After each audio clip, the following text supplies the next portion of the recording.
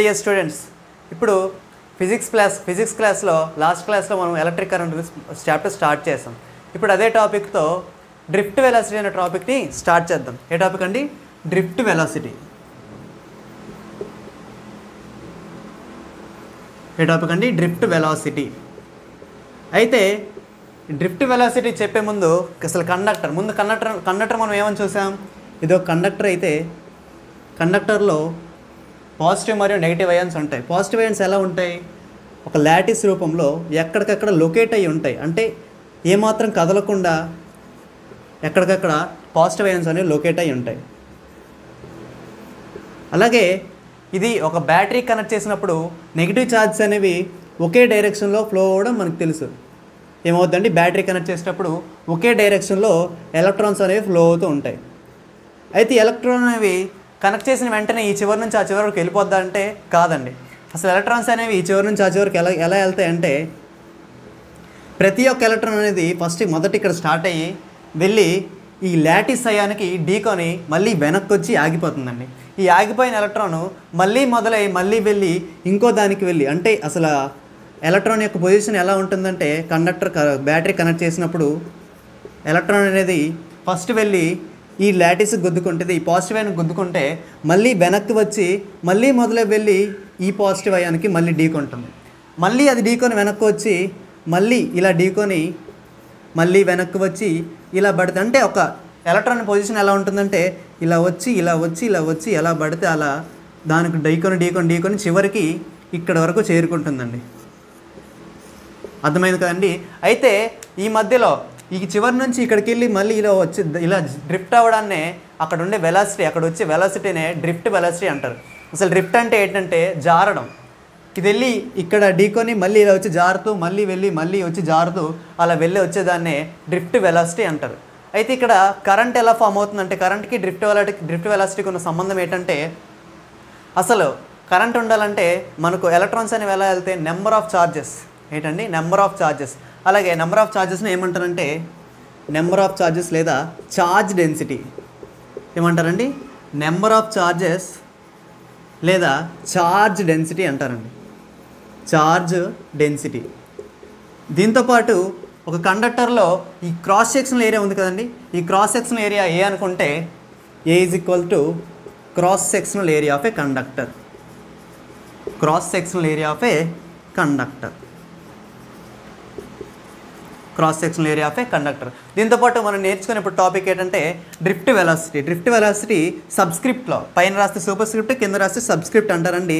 ఈ వెలాసిటీకి సబ్స్క్రిప్ట్లో డి రాస్తే అదే డ్రిఫ్ట్ వెలాసిటీ. అదే ఏంటంటారండి? Drift velocity. ఓకేనా? అర్థమైందా? అయితే డ్రిఫ్ట్ వెలాసిటీ, ఇందులో మొత్తం కరెంట్ కావాలంటే ప్రతి ఒక్క ఛార్జ్ మూవ్ అవ్వాలి. అంటేనా? ప్రతి ఒక్క ఛార్జ్ మూవ్ అవ్వాలి. అంటే ఛార్జ్ మనకి తెలుసు, Q is equal to charge మనకు తెలుసు కదా. అయితే అందులో కరెంట్ ఫామ్ అవ్వాలంటే ఈ మొత్తం ఇవేవైతే ఉన్నాయో నెంబర్ ఆఫ్ ఛార్జెస్, వాటి యొక్క ఏరియా, డ్రిఫ్ట్ వెలాసిటీ, అలాగే ఛార్జ్, ఈ మొత్తం కన్సిడర్ అయితేనే దాంట్లో కరెంట్ అనేది ఉత్పత్తి అవుతుంది. అంటే ఎలా అంటే, సపోజ్ కరెంట్ అంటే ఐ కదండి, I is equal to number of charges N into number of charge and charge density.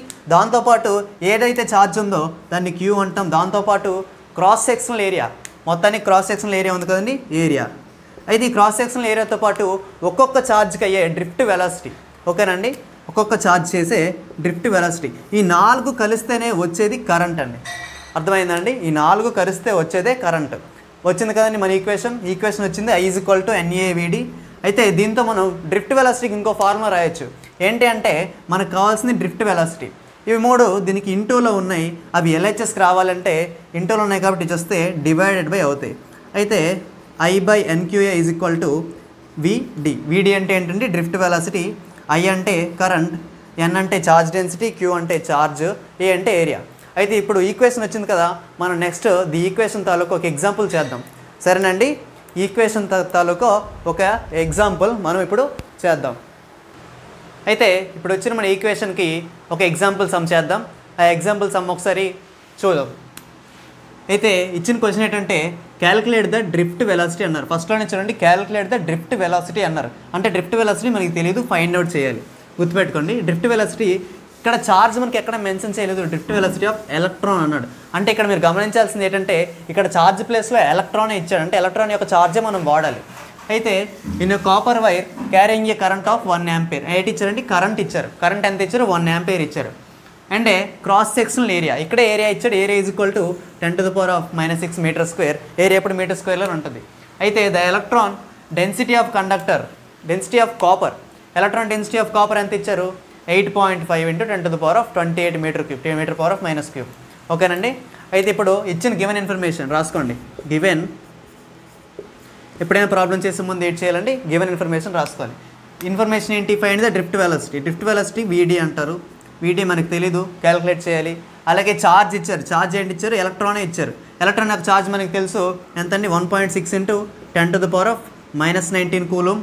అలాగే and carrying A current of, current ఇచ్చారు. కరెంట్ని ఐతో మనం డినోట్ చేస్తాం. ఐ ఎంత ఇచ్చారు? 1 ఆంపియర్ ఇచ్చారు. ఎంత అండి? 1 ఆంపియర్. అలాగే దాంతోపాటు అంటే క్రాస్ సెక్షనల్ ఏరియా, ఏరియా ఇచ్చారు. Area is equal to 10⁻⁻6 metre square.